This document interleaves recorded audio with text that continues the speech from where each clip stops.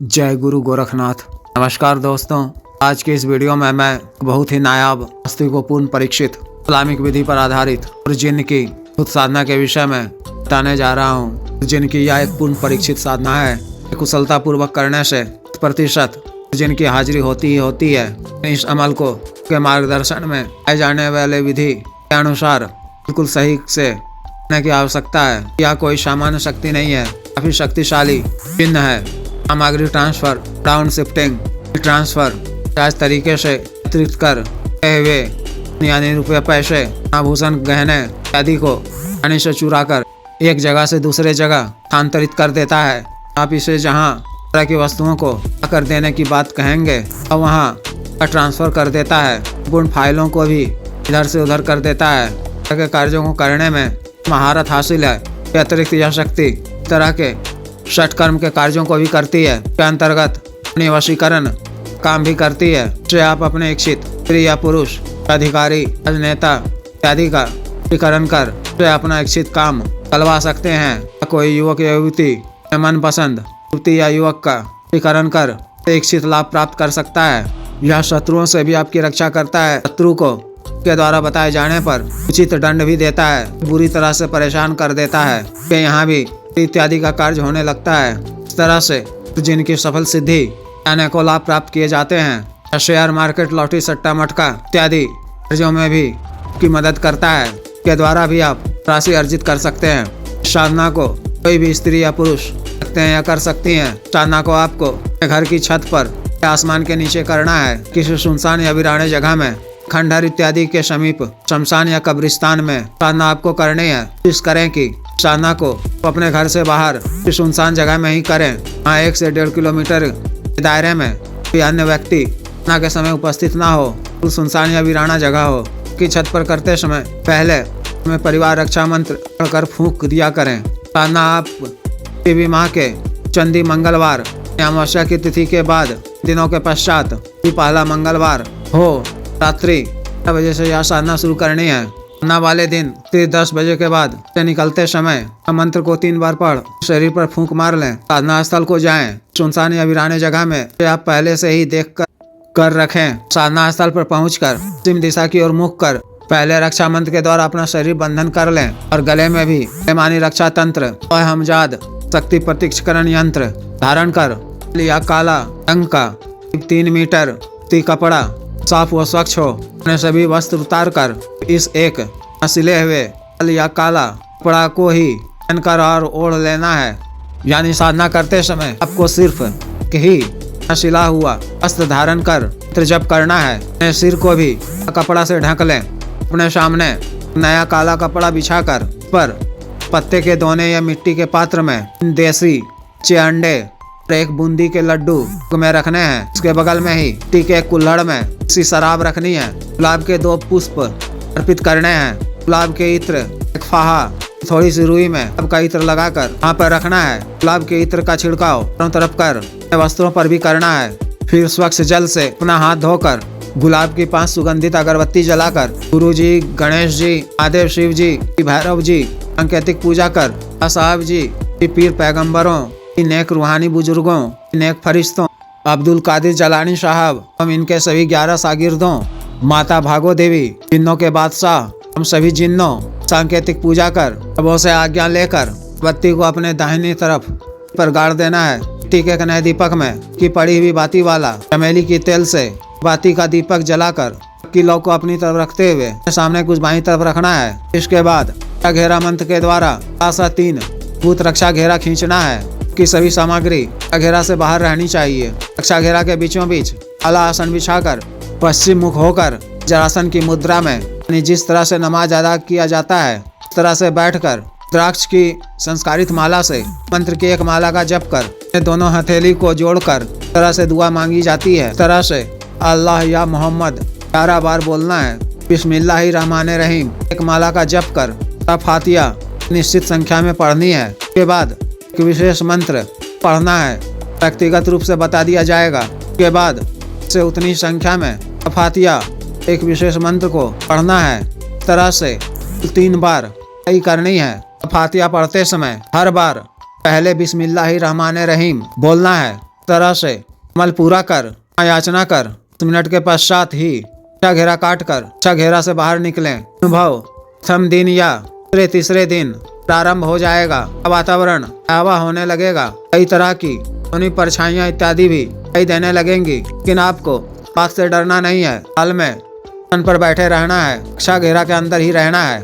भवता तीसरे दिन जिन आई के रूप में के सामने उपस्थित हो जाएगा। बुलाए जाने का कारण पूछने पर तो सादर प्रणाम कर अभिवादन करते हुए कहना है कि अपनी कार्य सिद्धि के लिए, अपनी आवश्यकता पूर्ति के लिए, अपने धनाभाव को करने, ठीक जरूरतों को पूरा करने के लिए, जन कल्याण के लिए आपको बुलाया हूँ। मुझे 3 वचन दीजिए। पहला यह कि मुझे या मेरे घर परिवार के किसी भी सदस्य या परिचित को या मेरे घर को किसी भी तरह का नुकसान नहीं पहुंचाएंगे, कि हमारी हर तरह से रक्षा करेंगे। और आपका संबंध इसी लोक तक रहेगा और मेरे साथ किसी भी किस्म का धोखा नहीं करोगे।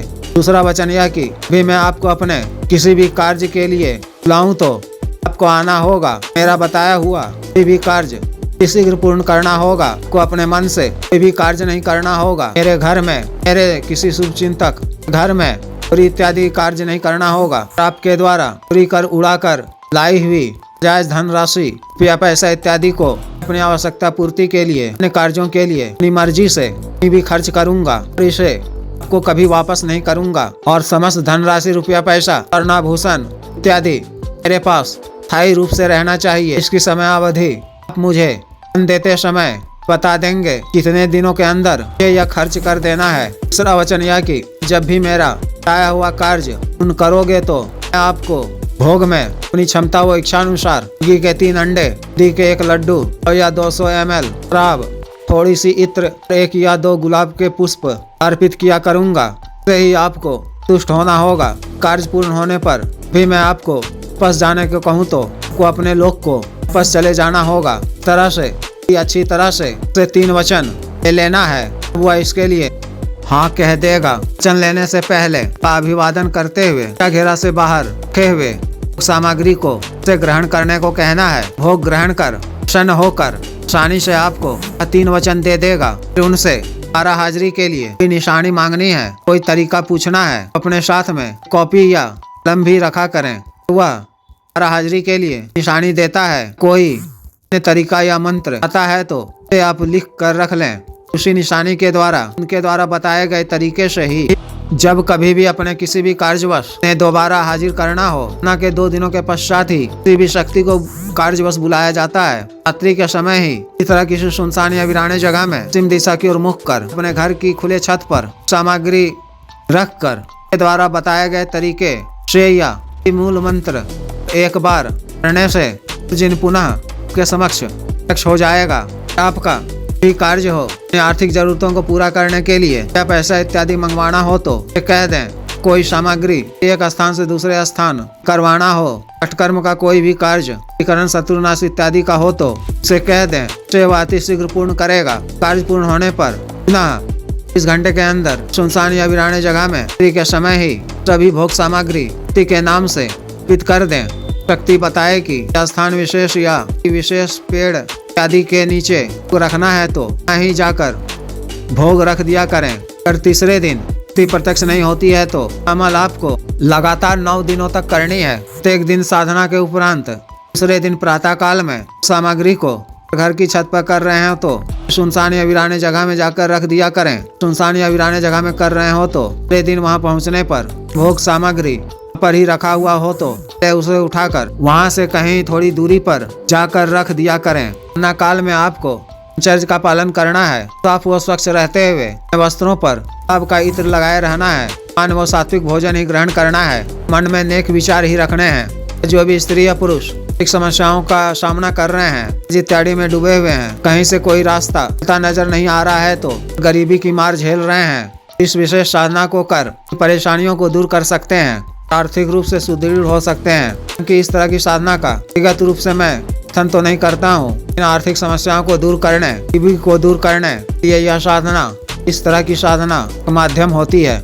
इस तरह की शक्तियों के माध्यम से माना बेहिसाब तरीके से जायज काम नहीं करवाने चाहिए।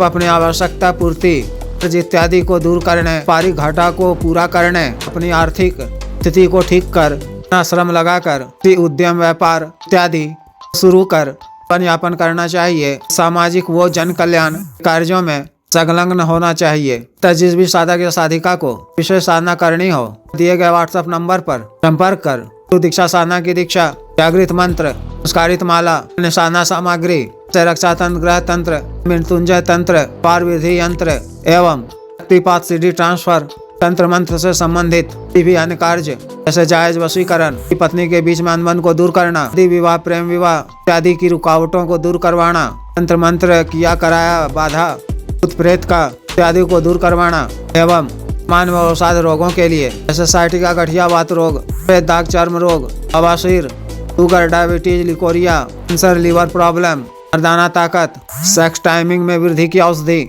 स्तनों को सुडौल करने वाला क्रीम, आग, धब्बे, मुहासे, झाइयों को दूर करने वाला क्रीम, बालों को काला करने वाला तेल इत्यादि के लिए शुद्ध आयुर्वेदिक औषधियाँ मंगवाने के लिए भी आप 9546142895 पर या 8789548625 पर संपर्क कर सकते हैं। आदेश।